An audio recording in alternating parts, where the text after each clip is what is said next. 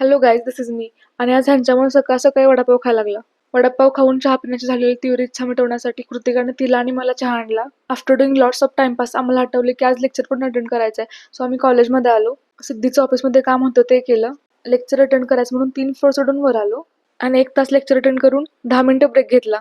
So guys, we from today we decided to only speak in English. This is Siddhi, this is Kritika. Don't English, you know. This much, this much. We are trying to improve English, guys. Please support us. आजपासून फक्त इंग्लिशमध्ये बोलायचं असं resolution करून मेसमध्ये आलो. मेसमध्ये extra chicken खायला मिळालं, त्यामुळे कृतिकाचा आनंद दुप्पट झाला. 2 लेक्चर अटेंड करून लिफ्टच्या एवढ्या गर्दीतून आमची पावले आम्हाला दुसऱ्यांदा शहापाच्या दिशेने घेऊन जात होती. श्रावणीचा एवढा उत्साह बघून मी पण 5 मिनिटं राईटअप केलं आणि परत अर्धा तास टाइमपास केला.